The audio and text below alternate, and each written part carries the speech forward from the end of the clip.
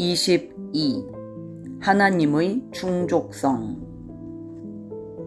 바울이 쓴 로마서는 어느 모로 보나 성경의 정점이다. 루터는 로마서를 가장 분명한 복음이라고 불렀다. 칼뱅은 로마서를 이해한다면 그에게는 성경 전체를 이해하는 확실한 길이 열릴 것이다 라고 썼다. 틴데일은 로마서 서문에서 이 두 개념을 연결하면서 로마서를 신약의 주요하고 가장 탁월한 부분 그리고 가장 순수한 유앙겔리온, 즉 우리가 복음이라고 부르는 기쁜 소식, 또한 전체 성경에 이르는 빛이요 길이라고 불렀다. 성경 안의 모든 길은 로마서로 통하며 성경에서 제시하는 모든 관점은 로마서에서 가장 분명하게 볼 수 있고, 로마서의 메시지가 어떤 사람의 마음을 사로잡을 때 무슨 일이 일어날지는 아무도 예측할 수 없다. 로마서, 풍성함의 책. 당신은 성경에서 무엇을 찾는가? 우리가 지혜롭다면 몇 가지 사항을 주목할 것이며, 로마서에는 그 모든 것이 가장 잘 나와 있다. 당신이 찾는 것이 하나님에 대한 그리고 하나님이 가르치신 진리인 교리인가? 그렇다면 로마서는 모든 주된 주제를 한데 통합해서 제시해 줄 것이다. 하나님, 인간, 죄, 율법, 심판, 믿음, 행위, 은혜, 창조, 구속, 칭의, 성화, 구원의 계획, 선택, 영벌, 그리스도의 인격과 사역, 성령의 사역, 그리스도인의 소망, 교회의 본질, 하나님의 목적 안에서 유대인과 이방인의 위치, 교회와 세계사에 대한 철학, 구약의 의미와 메시지, 세례의 중요성, 개인 경건과 윤리에 대한 원칙들, 시민으로서 그리스도인의 의무 등. 하지만 지혜로운 사람이라면 또한 성경을 생명의 책으로, 곧 자신을 섬기는 것이 아니라 하나님을 섬기는 것, 인간이 실제적인 경험 속에서 자신을 찾는 것과 잃어버리는 것이 무엇을 의미하는가를 해설하고 그 본을 보여주는 책으로 읽는다. 이 점에서 로마서는 무엇을 제시해 주는가? 대답은 로마서가 성경이 제시하는 죄의 삶과 은혜의 삶에 대한 가장 온전한 단면도이며 믿음의 도에 대한 가장 심오한 분석이라는 것이다. 죄에 대해서는 1장에서 3장, 5장에서 7장, 9장을 보라. 은혜에 대해서는 3장에서 15장까지를 보라. 믿음에 대해서는 4장, 10장, 14장을 보라. 또 다르게 성경을 읽는 방식은 현대 신학자들이 많이 권하는 것으로 성경을 교회의 책으로 보는 것이다. 곧 성경을 하나님이 주신 믿음 그리고 믿는 자들의 교제에 대한 자기 이해가 표현되어 있는 책으로 읽는 것이다. 이런 관점에서 보면 로마서는 복음에 대한 전형적인 진술이라는 바로 그 점 때문에 교회의 정체성에 대한 전형적인 서술이 된다. 교회란 무엇인가? 교회는 하나님의 택함을 받고 믿음을 통해 의롭다함을 받았으며 개인적 의와 상호 사역이라는 새로운 삶을 위해 죄로부터 자유롭게 된 자들로 유대인과 이방인이 함께 모여 이루어진 아브라함의 신실하고 참된 씨다. 교회는 하나님의 전 재산을 유업으로 받으려는 소망 가운데 살고 있는 사랑 많으신 하나님 아버지의 가족이다. 교회는 그리스도의 역사적 죽으심의 능력과 하늘에서의 삶이 이미 효력을 발휘하는 부활의 공동체다. 그리고 로마서만큼 이것이 충분하게 제시되는 것은 없다. 지혜로운 사람은 또한 성경을 하나님이 영적 자녀 한 사람 한 사람에게 보내는 개인적 편지로 읽는다. 로마서를 이런 식으로 읽으면 당신은 이 책이 당신의 삶에서 매우 많은 부분을 차지하면서도 보통은 별로 생각하지 않는 것들, 즉 죄된 습관과 태도들, 위선적인 모습, 자기의와 자기의존, 끊임없는 불신, 도덕적 천박함과 회개의 피상성, 내키지 않아 하는 마음, 세속성, 두려워함, 의기소침, 영적 자만과 무감각을 찾아내서 다루는 독특한 능력이 있음을 발견할 것이다. 또한 우리 마음을 뒤흔드는 이 서신서에 하나님이 자기를 사랑하는 자들에게 요구하시면서 동시에 주시는 기쁨, 확신, 담대함, 자유, 마음의 열정 등을 불러일으키는 독특한 능력이 있음을 발견할 것이다. 사람들은 조나단 에드워즈에 대해 그의 교리는 모두 적용이며 그의 적용은 모두 교리라고 말한다. 로마서는 더없이 그러하다. 로마서는 아무리 자주 읽어도 또 아무리 열심히 연구해도 부족하다. 로마서는 연구할수록 쉬워지며 기초까지 더 깊이 탐구할수록 그 안에서 더 값진 것들이 발견되기 때문이다.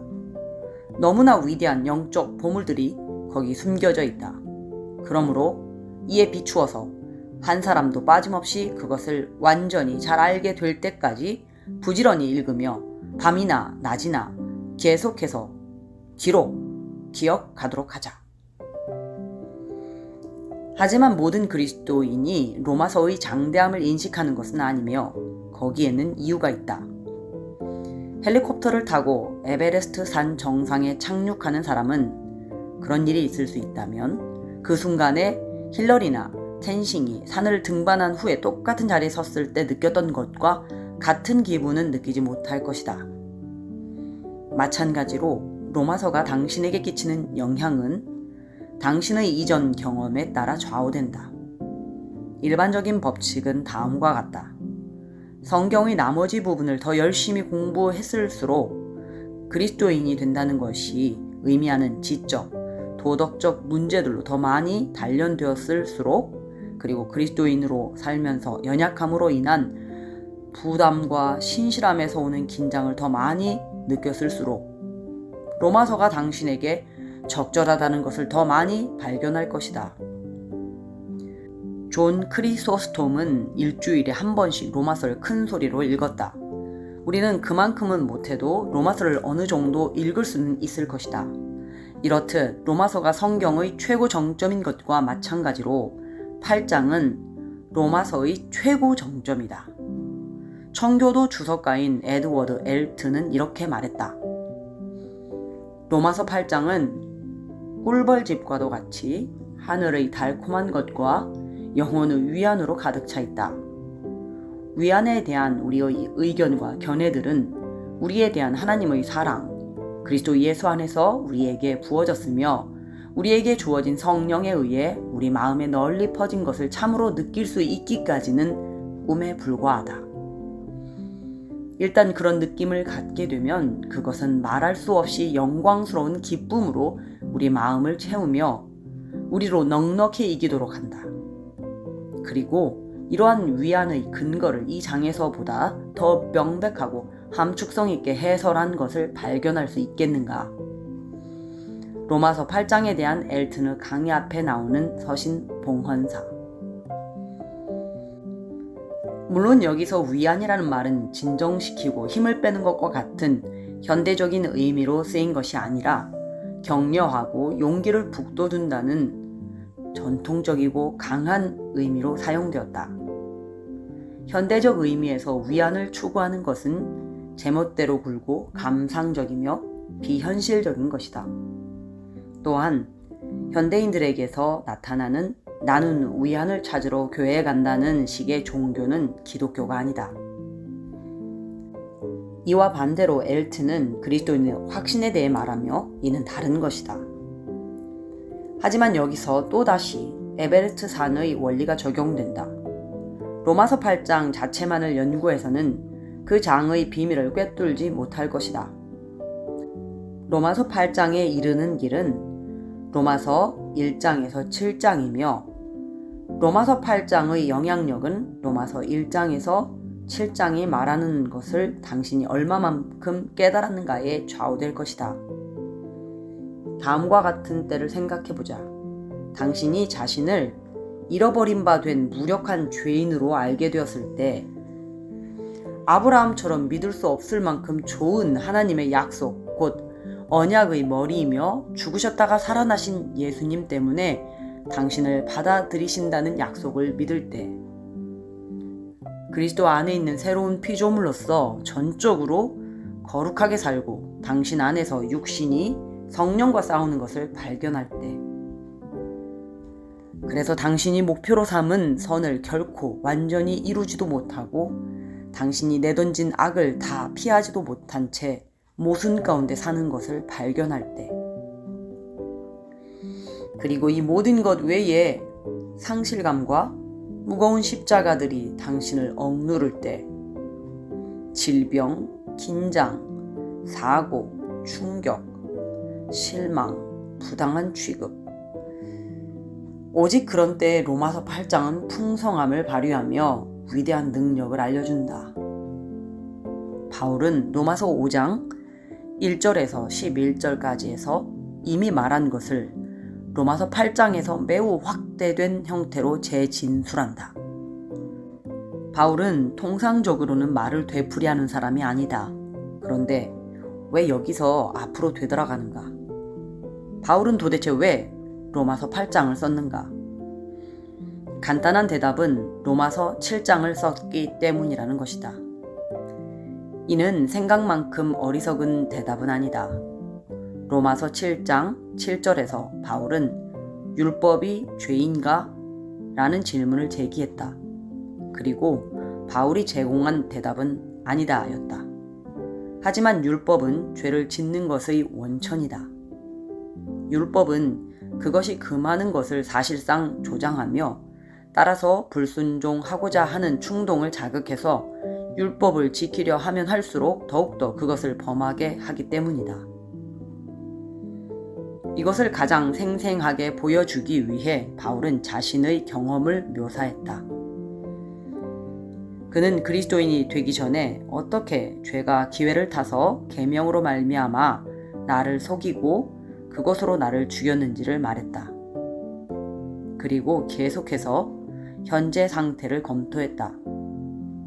현재 그는 그리스도인이며 사도지만 원함은 내게 있으나 선을 행하는 것은 없노라. 내 속사람으로는 하나님의 법을 즐거워하되 내 지체 속에서 한 다른 법이 내 마음의 법과 싸워 내 지체 속에 있는 죄의 법으로 나를 사로잡는 것을 보는도다 라고 고백한다. 바울은 이 경험을 묘사할 때 무의식 중에 다음과 같은 반응을 보였다. 오호라 나는 곤고한 사람이로다. 이 사망의 몸에서 누가 나를 건져내랴. 이 질문은 수사적인 것이다. 그리스도를 통해 죄로부터 완전히 해방되는 날이 언젠가 몸의 속량을 통해 확실히 오리라는 것을 알기 때문이다.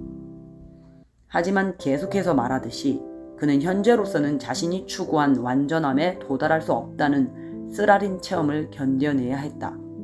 왜냐하면 완전함을 요구하는 율법, 바울이 중생한 사람으로서 즐거워한 율법은 완전함을 이루도록 하는 데는 아무런 능력을 발휘할 수 없기 때문이다. 그런즉 내 자신이 마음으로는 가장 깊은 자아, 진정한 나, 하나님의 법, 명령을 육신으로는 죄의 법을 섬기노라. 바울은 자신의 의견을 피력했다. 이제 그는 잠시 멈춘다. 무엇을 했는가? 율법이 자신에 대해 무엇이라고 말하는가를 독자들과 나누었으며 그럼으로써 율법이 그들에 대해 말하는 바를 상기시켜 주었다. 율법은 특권과 성취에 대해서가 아니라 실패와 죄책에 대해서만 말한다. 그러므로 하나님이 죄를 얼마나 싫어하시는가를 아는 민감한 그리스도인들에게는 율법으로 진단을 받는 것이 비참하고도 침울한 경험이다. 이 구절들을 쓰면서 바울의 기쁨은 흐려졌다. 그리고 자신의 말의 결과에 대해 항상 생각하는 훌륭한 목회자였던 그는 읽는 사람들 역시 그러한 우울함을 느끼리라는 것을 알았다. 하지만 로마의 그리스도인들이 그들 경험의 슬픈 측면을 심사숙고하다가 자기들이 율법 아래로 되돌아가는 것처럼 느끼도록 놓아두는 것이 옳다고 생각하지는 않는다. 그 대신에 그들에게 결정적인 것은 율법이 그들에 대해 말하는 것이 아니라 복음이 그들에 대해 말하는 것이라는 사실을 즉시 환기시킬 필요가 있다고 생각한다.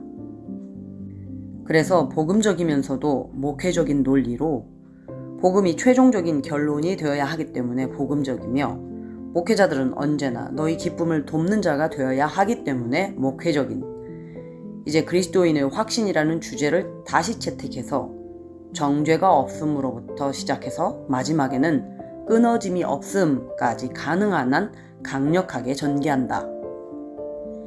로마서 8장이 그리스도인들을 로마서 8장에서 벗어나도록 해주지는 않는다.